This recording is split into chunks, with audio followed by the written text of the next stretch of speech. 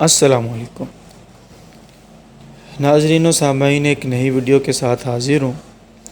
Video کا title آپ نے دیکھ لیا ہے، گمشدہ ٹرین۔ ریلوے اسٹیشن کے ٹکٹ گھر کی کھڑکی میں طویل قطار میں کٹھن انتظار کے بعد باری آئی تو متعلقہ شہر کا ٹکٹ ختم ہو گیا۔ شدید مایوسی کے عالم میں باہر آیا۔ برہمی کے سخت اثرات میرے چہرے پر تھے۔ گو مگوں کی کیفیت کا شکار تھا۔ اب کیا کروں، کہاں جاؤں؟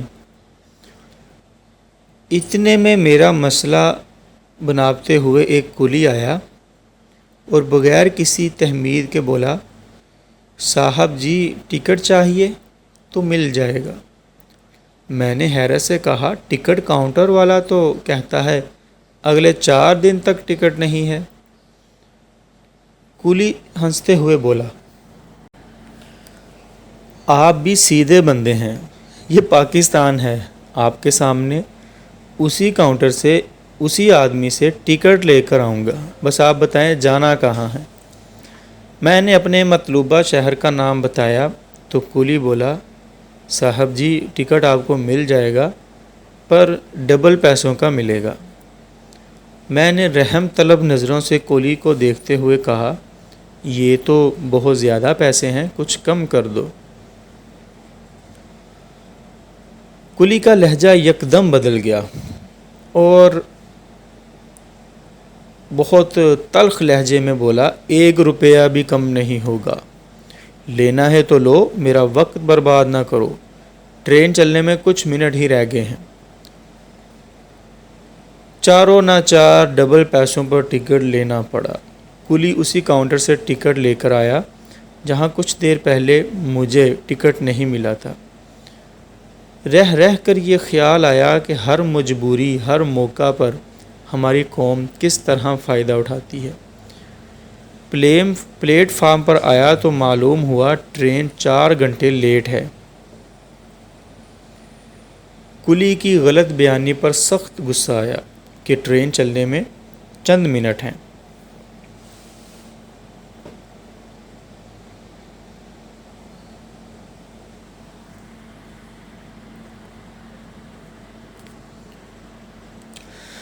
انتظار گاہ میں چلا گیا جہاں کی صورتحال بہت ابتر تھی۔ بجلی خراب تھی، معلوم ہوتا تھا صفائی کئی مہینے ہو گئے ہیں کیے ہوئے۔ واش روم میں نہ لوٹا نہ پانی اور غلاظت سے بھرا ہوا تھا۔ ایک کرسی کو اچھی طرح صاف کر کے بیٹھ گیا۔ چند سیکنڈ ہی گزرے تو ایسے لگا جیسے جسم پر کوئی سوئیاں چبو رہا ہے، کچھ کاٹ رہا ہے۔ غور کرنے پر پتہ چلا کرسی کھٹملوں سے بڑی پڑی ہے۔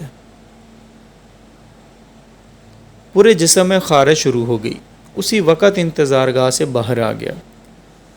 پلیٹ فارم پر جہازی سائز کا واٹر کولر لگا ہوا تھا جس پر بڑا پینے کے لیے ٹھنڈا پانی جعلی حروف پر لکھا ہوا تھا۔ پانی پینے کے لیے کولر کے پاس گیا تو پینے کے لیے گلاس نہیں تھا۔ آخر کار ہاتھ سے پانی پینے لگا۔ پانی انتہائی گرم اور بد ذائقہ تھا۔ پانی کی رنگت بھی گدلی تھی۔ دل ہی دل میں ریلوے کے انتظامات کو کوسا کہ وزیر ریلوے اور مسافروں کو دی جانے والی سہولتوں کے متعلق میڈیا پریس کانفرنس میں اپنی تعریفوں کے انبار لگا دیتے ہیں۔ پلیٹ فارم پر ٹہلتے ہوئے ایک بینچ کے پاس پہنچا جہاں پر ایک باریش بزرگ تشریف فرما تھے۔ کچھ شرارتی نوجوان ان کو تنگ کر رہے تھے۔ بابا جی چپ چاپ بیٹھے ان کی طرف دیکھ رہے تھے۔ میں بابا جی سے سلام دعا لے کر بابا جی کے ساتھ بینچ پر بیٹھ گیا اور ان شرارتی نوجوانوں کو منع کیا۔ بابا جی آپ نے کہاں جانا ہے؟ میں نے بابا جی سے پوچھا تو کچھ توقف کے بعد نہایت سرد لہجے میں جواب دیا، مجھے کہیں نہیں جانا۔ اچھا، تو آپ نے کہیں نہیں جانا تو آپ کسی کو لینے آئے ہیں؟ تو بابا جی نے نفی میں سر ہلایا۔ میں نے حیرت سے پوچھا، آپ نے کسی کو لینا بھی نہیں اور کہیں جانا بھی نہیں، تو آپ کیا کرنے آئے ہیں؟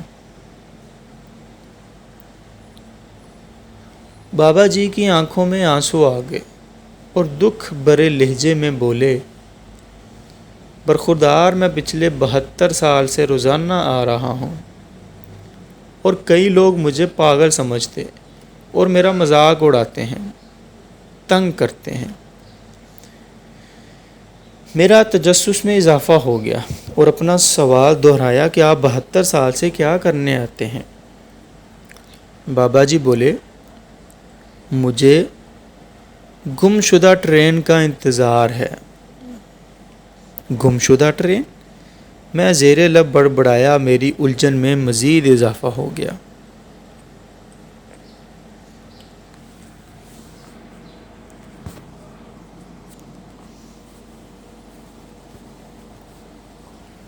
اور پوچھا، بابا جی میں سمجھا نہیں، گم شدہ ٹرین یہ کون سی ٹرین ہے؟ بابا جی سنسناتے لہجے میں بولے، میں اس ٹرین کا انتظار کر رہا ہوں جو آزادی کے وقت انڈیا سے پاکستان آئی تھی۔ اس ٹرین کا ہر مسافر آزادی پاکستان کا سپاہی تھا۔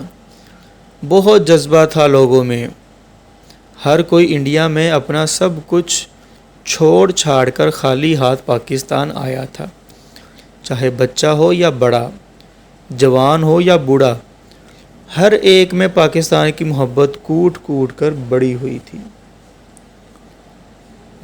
تھی۔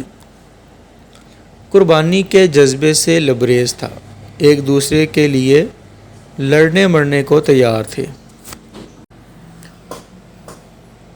قربانی کے جذبے سے لبریز تھا، ایک دوسرے کے لیے لڑنے مرنے کو تیار تھے۔ یہ سب جذبے اسی لیے تھے کہ برصغیر کے مسلمانوں کا ہندوؤں اور انگریزوں سے الگ وطن کا خواب پورا ہوا تھا، جس میں دو قومی نظریے کے مطابق ہر ایک کو مذہبی شخصی آزادی حاصل ہوگی۔ بابا جی انتہائی پرجوش لہجے میں بولے، برخوردار تمہیں پتہ ہے، میں بانی پاکستان حضرت قائد اعظم سے ملا ہوں، ان کو دیکھا ہے، محسوس کیا ہے، ان سے مصافحہ کیا ہے، ان کے ہاتھ کا لمس آج بھی میرے پورے جسم میں موجود ہے، ان کی تقاریریں، ان کی آواز آج بھی میرے کانوں میں روز اول کی طرح گونجتی ہیں، چاہے 23 مارچ کا منٹو پارک کا جلسہ ہی ہو جب میں ابھی بچہ ہی تھا، جس میں قرارداد پاکستان پیش کی، اس کا ایک لمحہ میرے ذہن میں محفوظ ہے، یعنی اس کا ہر لمحہ۔ میں ابھی انڈیا سے ٹرین کے ڈبے سے بغیر کسی ڈر خوف کے لٹک کر آیا تھا، میرے سارے ڈر خوف قیام پاکستان نے ختم کر ڈالے تھے۔ یہی حال باقی سب کا بھی تھا، ہر قسم کی رکاوٹیں بلا خوف و خطر عبور کی، سکھوں ہندوؤں کے مظالم کا ڈٹ کر مقابلہ کیا۔ سب کی ماں بہنیں سانجی سمجھی جاتی تھیں، اپنی ماؤں بہنوں بیٹیوں کی عزت کی حفاظت کی، میلی آنکھ سے دیکھنے والی آنکھوں کو نکال دیا، عزت پر ہاتھ ڈالنے والوں کے ہاتھ تن سے جدا کر ڈالے۔ نہ کوئی فرقہ واریت تھی، نہ کوئی لسانی، نہ کوئی رنگ، نسل، ذات پات کا جھگڑا تھا، سب ایک تھے، سب پاکستان تھے، سب کا غرض صرف پاکستان تھا۔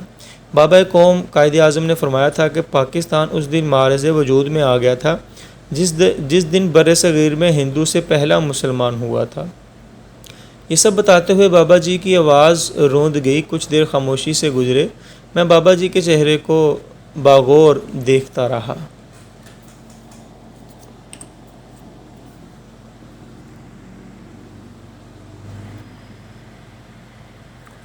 پھر بابا جی انتہائی سوگ میں ڈوبے لہجے میں بولے، مجھے پچھلے 72 سالوں سے اس ٹرین کے مسافروں کا انتظار ہے جو اپنے گھر آنے کے لیے روانہ ہوئے تھے، وہ بھی ابھی تک نہیں پہنچے۔ وہ کہاں کھو گئے، کہاں گم ہو گئے، کہاں چلے گئے؟ مجھے اس گم شدہ ٹرین کے مسافروں کی تلاش ہے، اس ٹرین اور اس کے مسافروں کے آنے کی آس امید لے کر روزانہ اسٹیشن آ جاتا ہوں، شاید وہ آج آ جائیں۔ بابا جی نے زاروں کی طرح رونا شروع کر دیا۔ ماحول میں ناقابل بیان سوگواری چھا گئی۔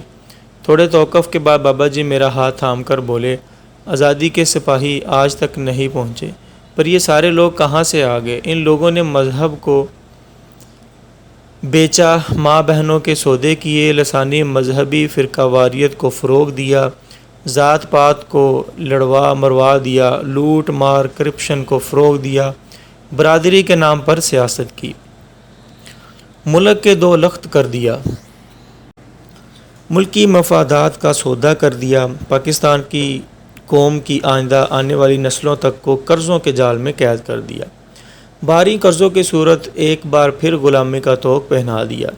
کل سے میرا دل بہت پریشان اور غم زدہ ہے۔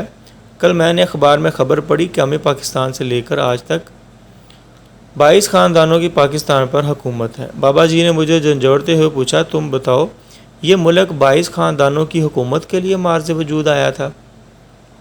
ان کی لوٹ مار کے لیے قربانیاں دی تھی؟ بولو، مجھے جواب دو، مجھے جواب دو۔ بار بار مجھے جھنجھوڑ کر سخت لہجے میں پوچھ رہے تھے۔ میرے پاس ان کے کسی سوال، کسی قربانی، کسی جذبہ حب الوطنی کا کوئی جواب نہیں تھا۔ میں چپ چاپ انہیں دیکھے جا رہا تھا۔ اتنے میں ایک نوجوان آیا اور مجھ سے مخاطب ہوا، آپ یہاں سے اٹھ جائیں، بابا پاگل ہے۔ پاگل کا لفظ سنتے ہی بابا جی فوراً اٹھے اور اپنی لاٹھی ٹیکتے ہوئے ہیجانی کیفیت میں بولتے چلے جا رہے تھے، ہاں میں پاگل ہوں، میں نے پاکستان سے پیار کیا ہے، ہاں میں پاگل ہوں، پاگل ہوں، پاگل۔